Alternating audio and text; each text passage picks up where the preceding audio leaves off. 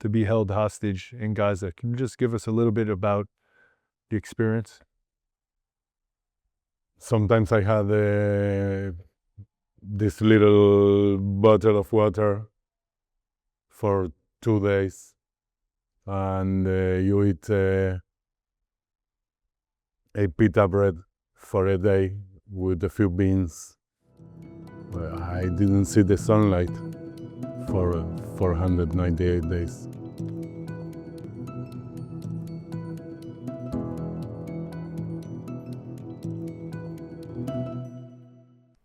We're back with Standpoint at the Christians United for Israel National Summit in Washington, D.C. And sitting with me right now in front of me is someone that has me already emotional just thinking that he's here. I'm both so happy and heartbroken at the same time. We have Yair Horn, who has become a friend. He was held hostage in Gaza for almost 500 days, if I'm not mistaken, 498 days, with his brother Eitan, who remains a hostage in Gaza in the tunnels. And I was fortunate enough, I was blessed enough to have had the opportunity to host Yair and some others at my house in Florida for a Sabbath dinner, a Shabbat dinner, a couple months ago. And he comes from Argentina, which is where my family comes from. We share very similar stories. His family ended up moving to Israel some 25 years ago or so. And hearing his journey, hearing his story, but also getting to know him a little bit. And you'll see as we speak to him, even briefly today, he wears his heart on his sleeve. And we're so blessed to have him, not just here, but broadly speaking, having him out of Gaza. And we're all praying, continuing to pray, Jews and Christians alike, and all good people around the world, for the release of Eitan and the remaining hostages.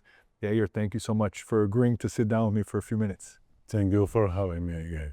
I know it's not an easy conversation for you to have. You just got off the stage in front of 3,000 people. You jumped off the stage, gave the pastor a hug. What does it mean to you? You were living in the south of Israel for the last 25 years or so.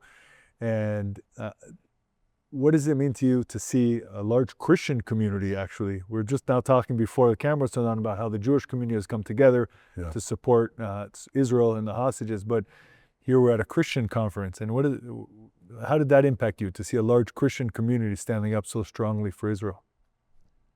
It's simple. I see brothers and sisters. I cannot see the difference. I see human beings. I see brothers and sisters who cares about me, and I care about them. Yep. One big family. I feel the same way, by the way, when I see them. But we live in such a divided world. Yeah. Just tell us a little bit about your experience. And people talk about there's hostages in Gaza today, and it's 633 days, I think, since people were taken hostage. People have already forgotten or don't even want to understand what it means to be held hostage in Gaza. Can you just give us a little bit about the experience? So, right now, I drink a black coffee. I think in 500 days in captivity, maybe 3-4 times I had a coffee. That little simple things that we do every day, like brush your teeth, or drink a coffee, or just drink water. There is no there. So sometimes I had this little bottle of water for 2 days, and you eat a pita bread for a day with a few beans. So I didn't see the sunlight for 498 days. So you can't imagine, but no fresh air. Where were you and your brother held? I was all the 498 days held in tunnels. Just tunnels. I don't know how deep I was. Maybe 20 meters, 30 meters. I don't really know. But no matter how deep it was hell. No near to hell. I was really in hell. And you were held with your brother the whole time, is that right? The first 50 days we were apart. Then they start to organize lists. They realized that we are brothers, and lucky for us, they put us together, because right now there is in Gaza, there are brothers who are apart. The Cunha brothers or the Berman brothers, they're apart. So we had that luck, yeah. We've been together, yeah.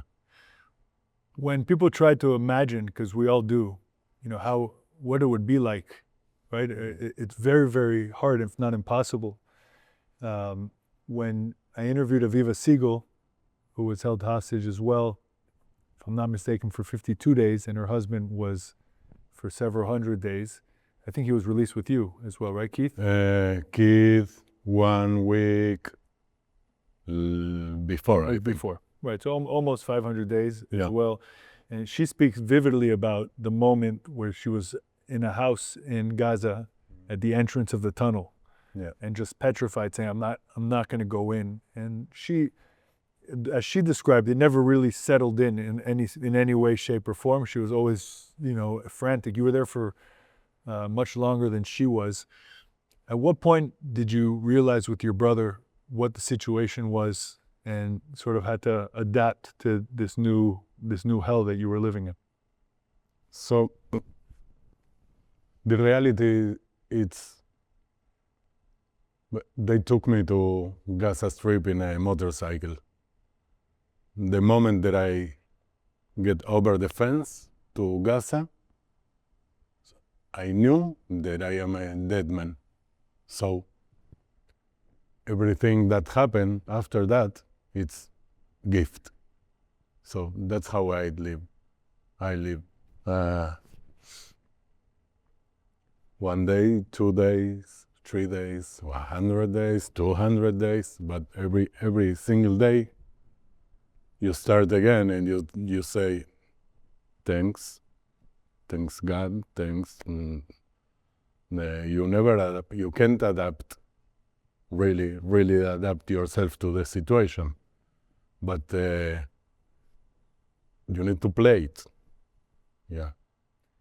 So your release was obviously bittersweet, because you were forced to leave your brother there. Your brother was left there. You didn't leave from there. But when you were released, you said you thought you were a dead man walking the second you entered Gaza, but almost 500 days later, you were actually released, and you got to see the sky. Describe what it was like, what it has been like to come back from Gaza, to come back from that moment where for so long, for a year and a half, you were convinced that this was the end. This was the end for you, and you come back and you still have life before you. Yeah, I right now I'm supposed to be in rehab. I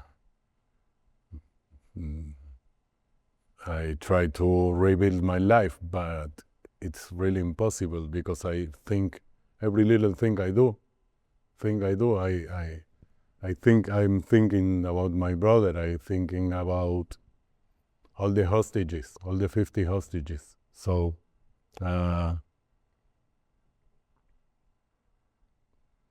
yesterday I ate a hamburger, but I felt guilty, because I'm sitting and eating, and I know the hostages that they're eating pita bread, or they maybe not eating at all.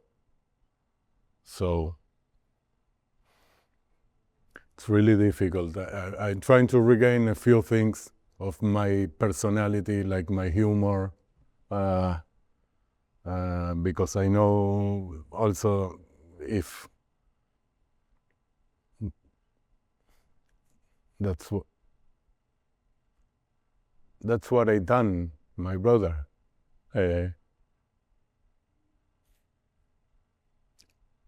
Would like to hear if he can hear or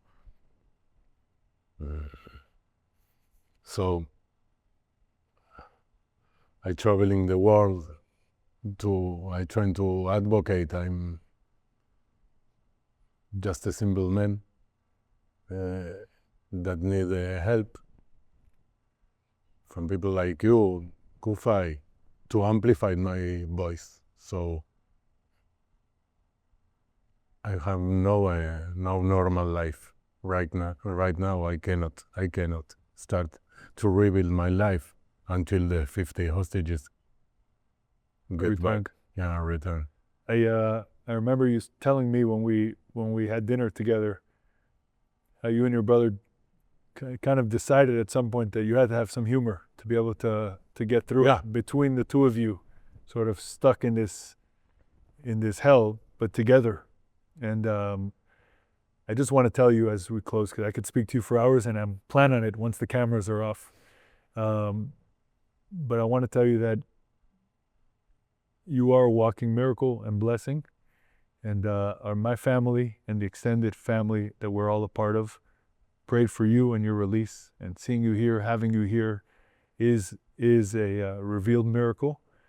It's not a complete miracle because we still have 50 hostages there, and at least a dozen or two that are alive that need to come back.